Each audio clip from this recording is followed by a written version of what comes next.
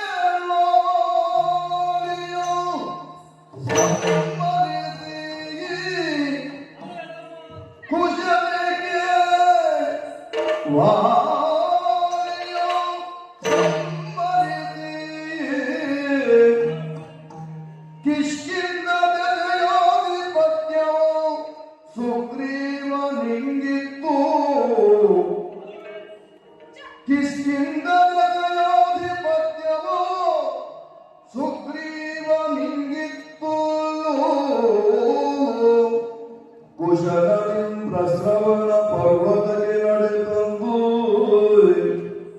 ಕುಶಲನಿಯು ಪ್ರಸ್ರವಣ ಪರ್ವತಕ್ಕೆ ನಡೆತಂದು ಮಳೆಗಾಲವು ಕಳೆದರು.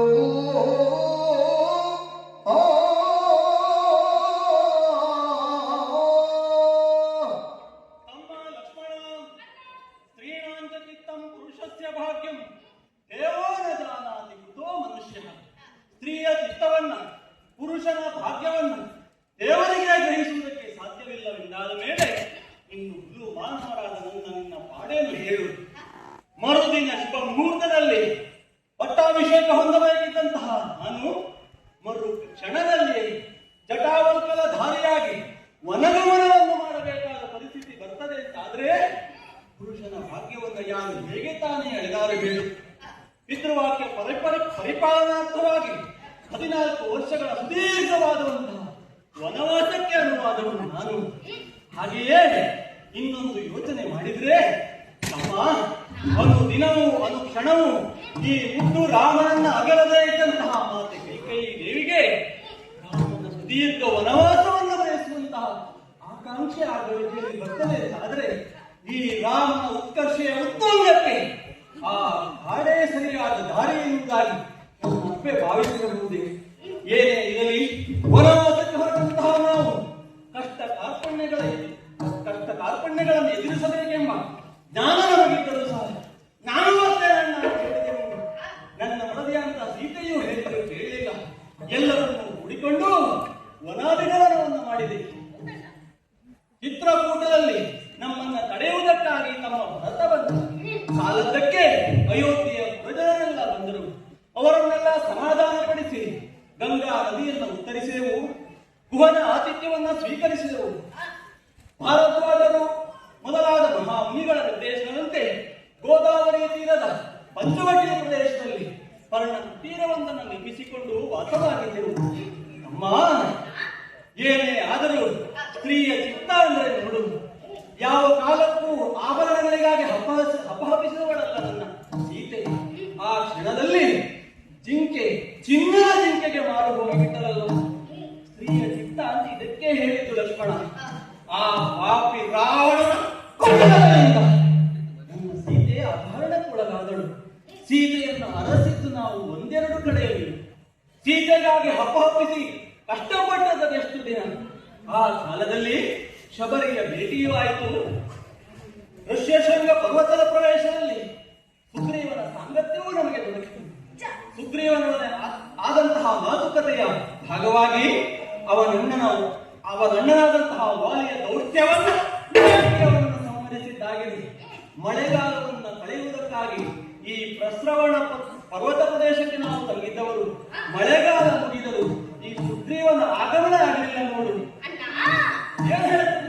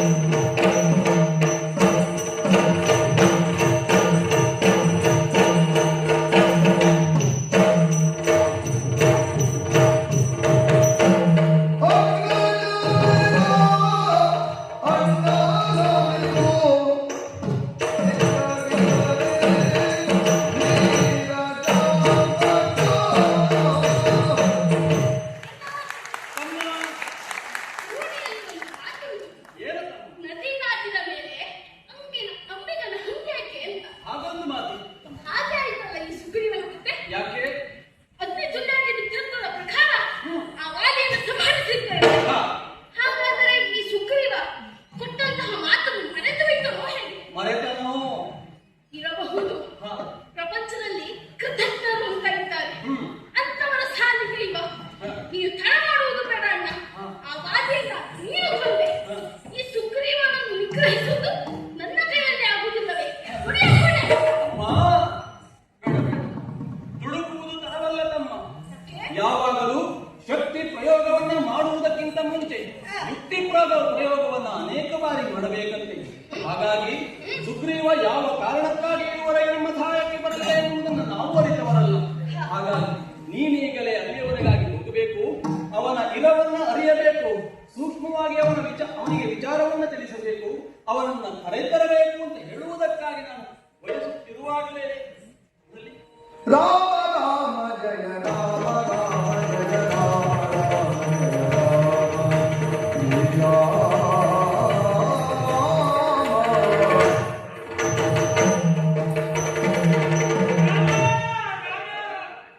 ನಿನ್ನ ಮಾನಯುಕ್ತಗಳಲ್ಲಿ ಅಭಿಮಾನವನ್ನು ಮಾಡಿದ್ದೇನೆ. ಕ್ಷೇಮವಾಗಿದ್ದಿರುತ್ತಾನೆ. ನನ್ನ ಮೇಲೆ ಸಿಟ್ಟಿಲ್ವೋ ನಿನಗೆ? ಖಂಡಿತವಾಗಿ ರಾಮ, ಭೂಮಿ ಶಿಖಾಮಣಿ ರಾಮ